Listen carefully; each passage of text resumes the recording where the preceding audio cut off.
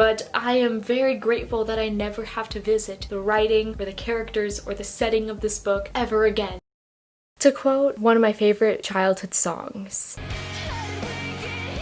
Hello everybody, welcome back. So last night, I decided to look up when After We Collided is coming out, the movie. Obviously the book is out. Because I thought it was supposed to come out like October 2nd, October 3rd. To give you an idea, I'm filming this on September 23rd. So I thought it was gonna come out in like a little over a week, and I was so excited for it because the one thing I've been looking forward to all year is After We Collided. And I'm not even kidding. 2020 is so bad, After We Collided is going to make it good. You know what I'm saying? So I thought it was coming out in like a few weeks, and I was so looking forward to watching it because, you know, I just needed that kind of awfulness in my life again. And I found out it's not coming out until the 23rd. I have to wait a whole month for this? Are you kidding me? I don't have that kind of patience. So I decided I have a whole month. It took me about a month to read After. Why not read After We Collided before the movie comes out? So that's what I'm doing in this video. I was going to check out the ebook through Overdrive, but the ebook is checked out for the next 7 weeks. Who actually wants to read this stuff? Like, I can't even make this stuff up. 7 weeks. So I had to do what I had to do, and I bought the paperback, and it should be arriving tomorrow. So I don't have anything today. I figured that because I don't have the book yet, and I genuinely know nothing about this book, I would just watch the trailer because I haven't seen the trailer yet. I've seen 2 of the teasers, I think. I saw like this teaser scene where they're like making out in some room. I think I saw the teaser that was like 1 minute long that they released months ago, like back in like February, I want to say. But I haven't seen the full-length feature film trailer. Now, before I get into anything, I will say that there will be spoilers for After the movie, and After We Collided, the book. I will not be talking about the movie in this because hopefully this video will go up before the movie comes out, or before I see the movie at least. My goal is that it will go up before October 23rd, so we will see.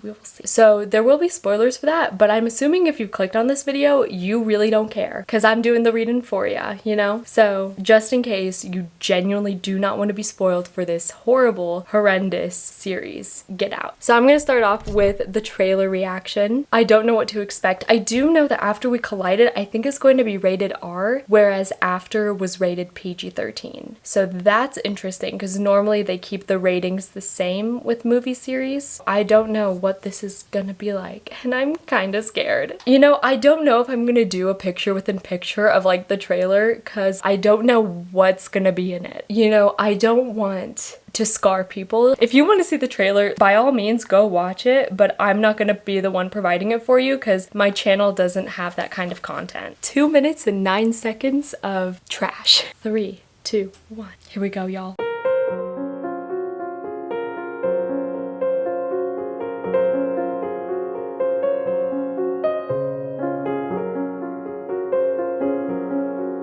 She mad. She big mad. Oh my god, does she die? Wow.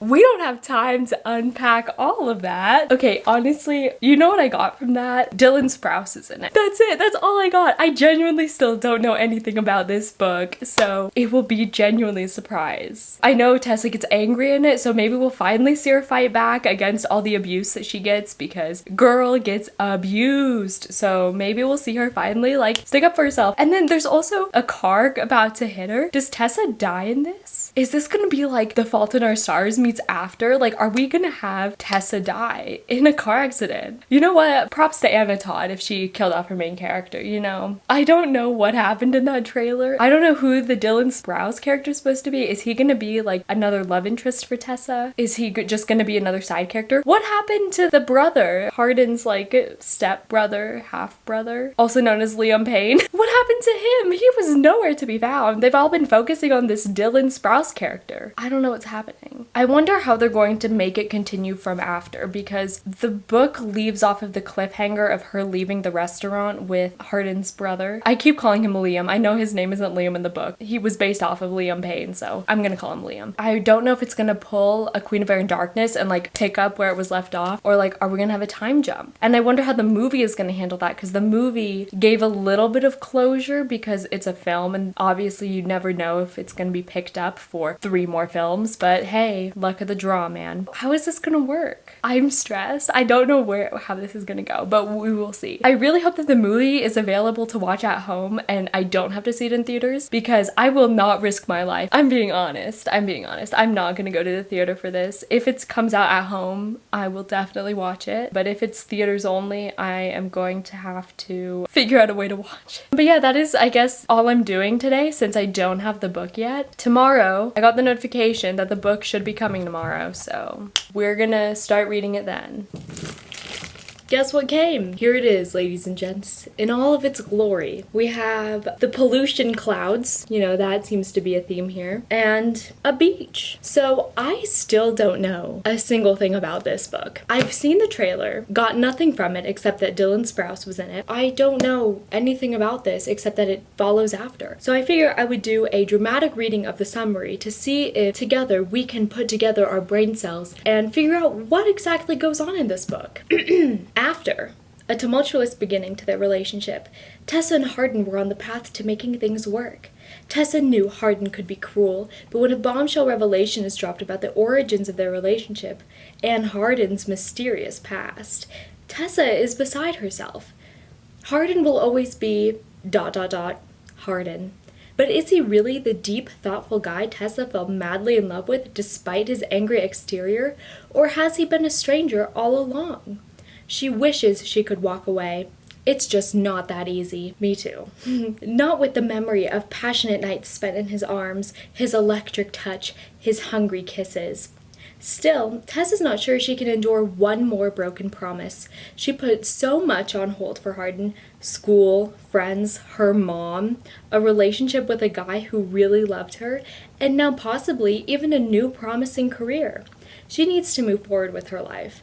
Hardin knows he made a mistake, possibly the biggest one of his life. He's not going down without a fight. But can he change? Will he change? ... For love? I don't know about y'all, but I got nothing out of that too. I don't know what happens in this 674-page book, so this is gonna be great. I guess this leaves me with nothing else to do except start it. Are you kidding me?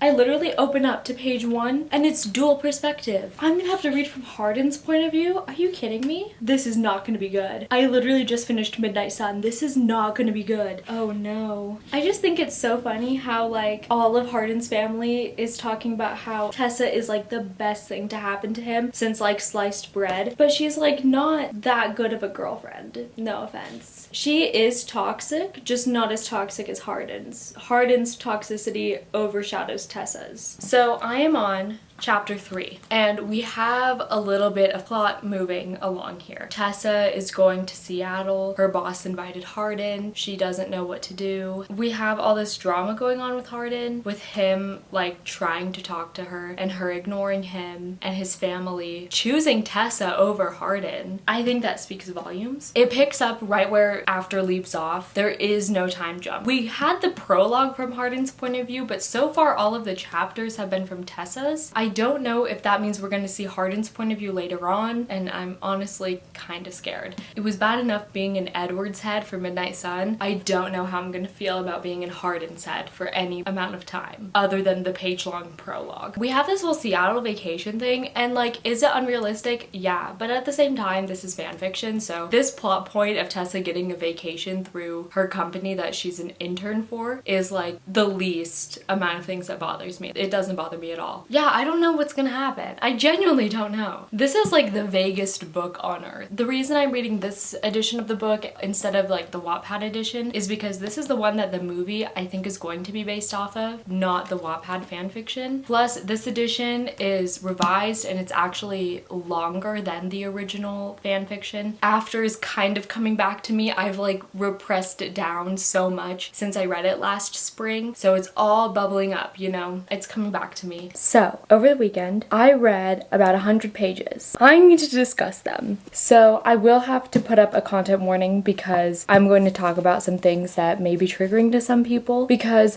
the stuff that happened in this book is triggering to some people. I'm gonna put up a content warning for sexual assault and for gaslighting / abuse in relationships, more like emotional manipulative abuse, not physical. If those topics are triggering to you, go to the time allotted on the screen and I will see you there. Let's chat. So I'm going to talk about the Seattle trip. So obviously Tessa goes to Seattle with Trevor because they are work colleagues, and Trevor is never more than just a polite work colleague. Like where I'm at in the book, they're not even really friends. They're just like co-workers, you know? And they're nice to each other. And of course, Tessa gets wasted, calls Hardin, and Hardin, of course, comes running because Mans is desperate. Trevor happens to be in Tessa's room because he's like returning something to Tessa or whatever. And Hardin walks in and Hardin wants to like throw down with Trevor. And Trevor's like, dude, I'm just returning an item, calm down. Tessa starts like kind of coming on to Hardin. Instead of Hardin being a sane person and being like, she's wasted right now, we can't do this, he does it. And Tessa wakes up not remembering a single thing. And she gets really mad at Hardin, rightfully so. And this is where it gets bad, like really bad. So I have to read some quotes for my evidence. So Tessa gets rightfully mad at Hardin for once. And she tells him, are you kidding me? You come here and take advantage of me and have the nerve to insult me. And Hardin responds, take advantage of you?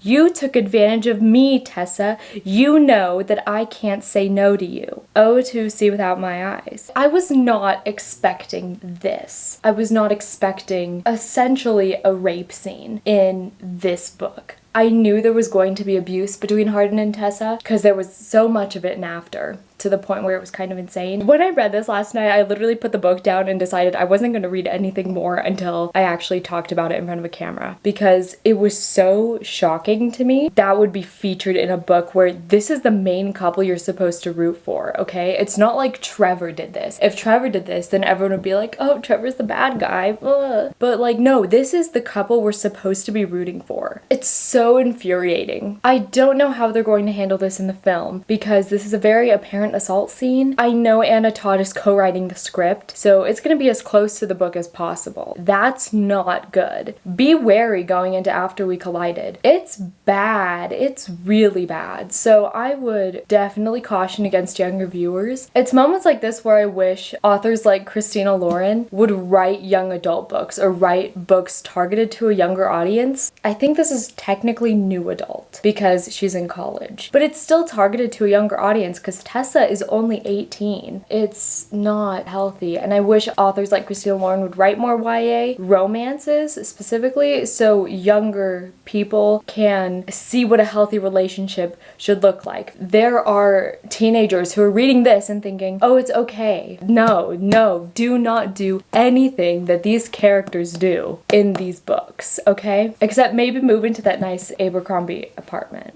I'm kind of scared for the movie now, genuinely, because this is not going well. Nope, not at all. This is so bad. This is worse than I thought. Oh. I'm supposed to be in a Zoom right now, so if I talk quietly, that's why. Happy October 1st. It is spooky season. I've read about 100 pages of After We Collided since my last clip, and honestly, nothing has happened. But anyway, I figure I would do my makeup while we talk about how awful this book truly is. So that is what I'm doing today. Since we last left off, the only plot point that's really happened is Tessa has officially forgiven Hardin. That's it. His mom is in town. Tessa is staying at the apartment because she can't stand her own mother. So she's been living with Hardin and Hardin's mom. Anything else that's happened? Well, Tessa's mom thinks Hardin should be locked up. And I'm like, yeah, I do agree with that. I kind of hate her, but at the same time, she did make some points. And I have to give that to her. I mean, I don't really know what else there is to say. Like, honestly, all that's happened is Tessa has officially forgiven Hardin, which I honestly thought was going to happen much earlier on in the novel. So the fact it took 200 pages for that to happen when we knew it was going to happen annoys me personally. Hardin is abusing her. Her mom is abusing her. The only good characters are honestly Hardin's mom and Liam Payne. It's way worse than I thought it would be. I didn't think it could get worse than After, but I was wrong. It's way worse. Hardin's point of view is, one, the chapters are really short, and Tessa's chapters are short too, but Hardin's chapters are like even shorter than Tessa's. And he doesn't ever think. He literally describes everything around him and how they're reacting to things, but he never thinks for himself. He's always like, oh, Tessa's crying over this, Tessa's walking over there, Tessa's coming towards me. Like, he doesn't think. No thoughts, head empty. He really said that. He's not a thinker. He doesn't think. All the events that occur in these books are because Hardin doesn't think. Really, truly, Hardin's point of view is Tessa's third person. Hardin's point of view is actually less excruciating than I thought because, one, it's non-existent, two, he doesn't think. You get way more of Tessa's point of view than Hardin's, which I'm kind of... The other thing Hardin's perspective is used for are the intimate scenes. So far, the two that have been in the book, I was expecting more, but they've both been from Hardin's perspective, and I don't really like that. This was definitely fan service because, believe it or not, this series has a huge following. I think honestly the reason that Hardin's perspective was written in this book was to give the fans his perspective on the intimate scenes. The one good thing about it is that most of the chapters are pretty short. Alright, so it's been like a month since I vlogged. The last time I vlogged was like October 1st. It's currently October 22nd, which means that After We Collided is coming out tomorrow. I have not finished the book yet. I'm about halfway through, and I will get into the details about what's been going on in that book later. I logged on to iTunes today, and I noticed something very interesting about the top movies of today. Alright, so these are today's top movies on October 22nd. I think it might be top movies in the United States. First of all, we have like Dylan O'Brien's My Teen Wolf money ran out, so I'm doing a movie for quick money. Then we have pro-Trump propaganda, which terrifies me, and it was like #1 the other day, so that's kind of scary. But look what we have at #2. We have The Shining Crown of After We Collided. Look at that. It is beating the propaganda. You know, the devil may work hard, but afternators work harder. I read about 100 pages since I last vlogged back in early October. I think last time I talked was Tessa's mom barged into the apartment. She was like demanding Tessa come home and all this stuff, and Tessa can't live with Hardin, Hardin's bad news. And then Tessa's mom blabs out like everything that happened in After to Tessa, like the whole ending with like the bet and stuff. And she blabs this out in front of Hardin's mom. Hardin's mom was defending Tessa and telling Tessa's mom like, you should let her stay, like she's fine here, she's an adult, blah blah blah. And then like Tessa's mom was like, but he did this to her and he did that and he did the other thing. And then Hardin's mom was like, Tessa, maybe you should go. She like totally tries to kick Tessa out. I was like, oh my god. Then Tessa's mom finally leaves after Tessa like sticks up for herself for once, which never happens. When they're fighting and stuff, Hardin's mom lets out the bombshell that, you remember what happened last time. We finally get hinted at Hardin has done stuff like he's done to Tessa with other girls, which isn't that surprising because Hardin's just a horrible person in general. I don't know how much of a character Hardin's mom is going to play in this whole series. I imagine she's only going to play a minor role. Tessa tells Hardin to like leave. As Hardin's gone, he like writes Tessa a whole essay about his past. I swear to god, he like scribbles it on a napkin. I'm not kidding. About his past, and then you learn that he's done bets like he did with Tessa before, except they were like more extreme, and he's ruined people's lives because of it. There's this one girl that he literally took away her college scholarship because of. As someone who's currently applying to college and, you know, needs that coin, having someone like Hardin take that all away over like what? A stupid bet? That would piss me off so much. He's just such a horrible person. He's one of those people that just will never change because he's poorly written. Hardin, Tessa, and Hardin's mom go to Hardin's dad's for Christmas dinner, and everything is fine there. Everyone's acting polite. It's a little bit awkward there, but like nothing horrible. And then out of nowhere, Hardin decides to punch his father in the face, which makes no sense, and it was like totally random, and it wasn't called for in the scene. And Tessa like pulls him away and takes him home. Tessa was like, normally I'd be mad at him, but now that I know his full past, and she keeps forgiving Hardin for doing things because of his past. Now that I know know his past, I forgive him for treating me badly. No, that's not how that works. They're right now like trying out to be a couple. I mean, that's really all that's happened. All of those events took place within like 20 pages. The last like 80 pages, nothing really has happened. So today is December 22nd, and if you're keeping tabs, that means that I've been filming this vlog slash video for 3 whole months now. I meant for this video to go up originally before After We Collided came out,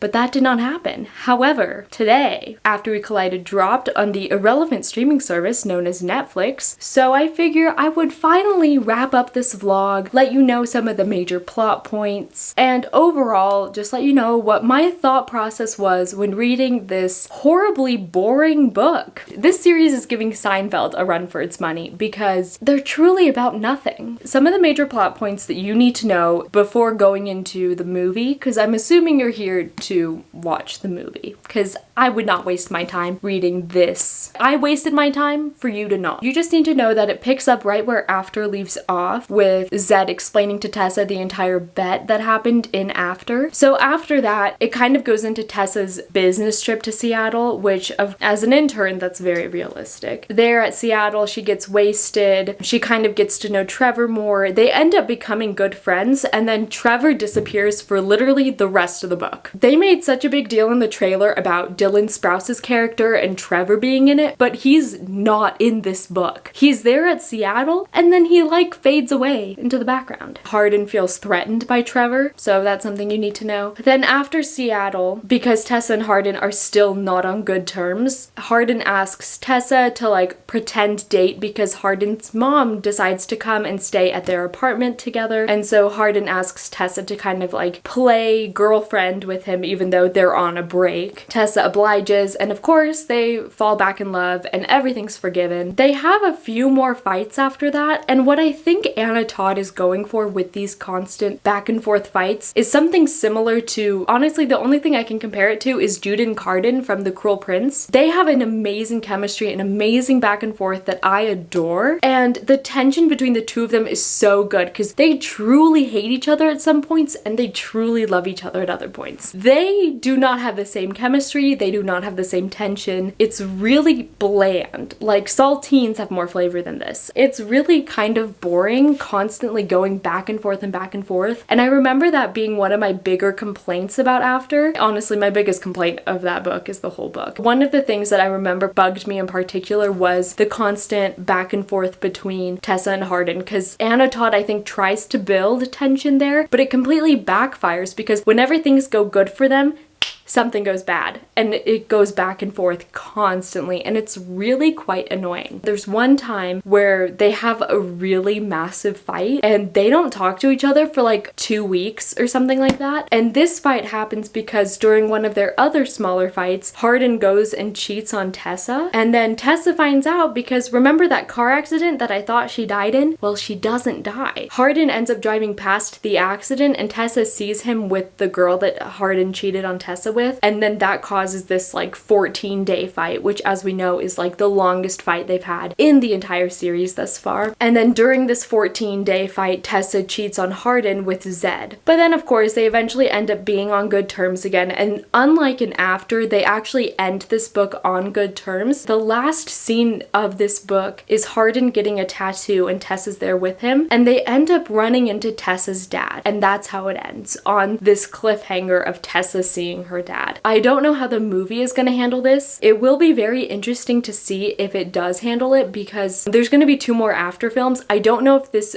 deal was announced before or after they finished working on After We Collided, so we'll see if it'll end on a cliffhanger or not. This book also is dual perspective, whereas After was 100% from Tessa's point of view. We do get Hardin's point of view in here, and I honestly thought it was kind of pointless and very fan servicey because most of Hardin's perspective is used for the sex scenes. Speaking of which, there is way less sex in this book than in After. Personally, I think this one should get the PG-13 rating and After should get the R rating. That being said, I do not think a 13-year-old should read this series, and honestly, I would caution 16, 17-year-olds reading this because the relationship shown in this book is not healthy whatsoever. The fan service in this book is absolutely insane. With After, it never really felt that fan servicey, even though I do know it's fan fiction, but this one, I just felt it in spades because Tessa would do certain things and I would be like, oh, Anna Todd got comments asking if Tessa can do this thing. Tessa did a lot of things that were very out of character in this book, and I could only imagine that it was because Anna Todd got comments from her fans asking her if Tessa can do certain actions in this book. That's kind of it. That's all I've got. If you've made it this far in this really long video, I just want to thank you. You make these videos worth it. I'm just saying. I hope you enjoyed this video. You got something out of it. You're a little bit more prepared going into After We Collided, the movie, if you choose to watch it. If you don't choose to watch it, then by all means, don't watch it. Frankly, I would not recommend this movie or book to anyone, but if you're interested, no one is stopping you. That is all I have for this video. If you like it, give it a thumbs up and subscribe to my YouTube channel. I try and post videos on Thursdays, even though I was on a bit of a hiatus here because of school, because your girl is stressed. Thank you so much for watching. If you even made it this far, I'm surprised you did, and I congratulate you and I appreciate you, and I will see you in the next video. Bye!